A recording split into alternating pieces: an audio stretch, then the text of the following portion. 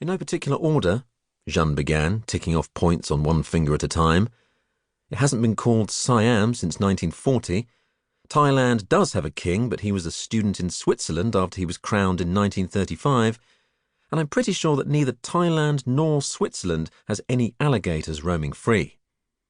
So, unless the sergeant was on a field trip to a zoo with the young king, I very much doubt that— all right, missy."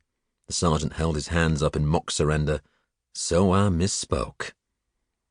Jeanne couldn't help but smile. To be able to stop just one of the sergeant's nonsensical yarns before it spun too far out of control was, in the words of Sybil's late husband, its own reward. "So maybe I misremembered and it wasn't alligators," the sergeant corrected. "It was a pair of crocodiles I saved His Majesty from, okay?" Jeanne started to protest, but the sergeant held up one hand in a fist at shoulder height, motioning the squad to halt. He had a look on his face that was strictly business, but he snuck in a quick wink in Jeanne's direction before addressing the others. "Y'all know the drill," he said as he unslung the 12-gauge shotgun that hung at his back and racked the pump to chamber around.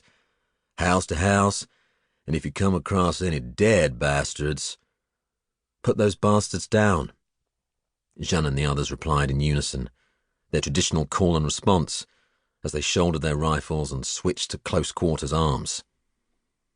Back on the Eastern Front, she'd once had to fend off one of the dead with nothing more than a hammer to hand, so the 20 rounds in Jeanne's Thompson submachine gun felt more than adequate for the task at hand. There were definitely advantages coming west and joining the resistance. "And if there are any survivors, Sarge?" Curtis asked as the team fanned out through the ruined street. "Won't be none," the sergeant answered, his voice low. "'Cause if there was—" He shook his head, his mouth twisted into a scowl. Curtis didn't answer, but Jeanne could tell what he was thinking from the look on his face. If there had been any survivors in the village to begin with, there wouldn't be any more. The way it had been explained to the squad in their briefing back at base camp, in the early days of the Dead War, the village had been overrun, and the ground forces of the resistance in that part of Italy were too outnumbered to be of much help to the town's residents. In the end, a bombing run had been ordered, and the zombies in the village were wiped out of existence with a sustained aerial bombardment, on the understanding that all of the living residents of the village had already fled or died at the hands of the dead. But if by chance any of the villagers had somehow managed to survive to that point, maybe by holding up in an attic or locked in a closet somewhere? Jeanne looked around. There were scarcely any walls left standing in the village, and the few that were bore the brutal scars of the bombing and scorch marks from the firestorms that raged in the aftermath.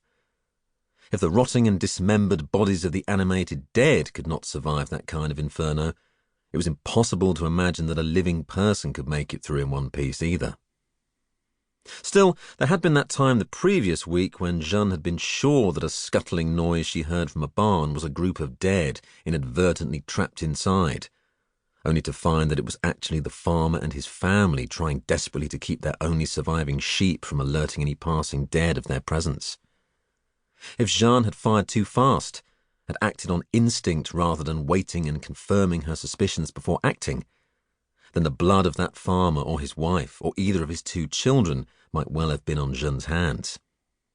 And they would have been left buried in a mass grave along with the victims of the dead, instead of transported safely to a secured compound to the south where the resistance was safeguarding a growing population of survivors and refugees.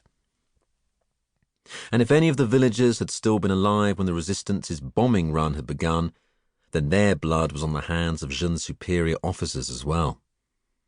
The same people Jeanne had crossed a war zone to join, to help push back the dead menace and protect the living, humanity's best chance of survival, would have been responsible for the death of the very innocents that they were charged with protecting. It didn't bear dwelling on, Jeanne told herself. She knew that Curtis harboured his suspicions about similar aerial attacks on other dead-infested villages and towns, as he voiced his concerns several times in recent weeks. In fact, Curtis had discussed it increasingly as they made through way across the Italian countryside, checking on the villages marked.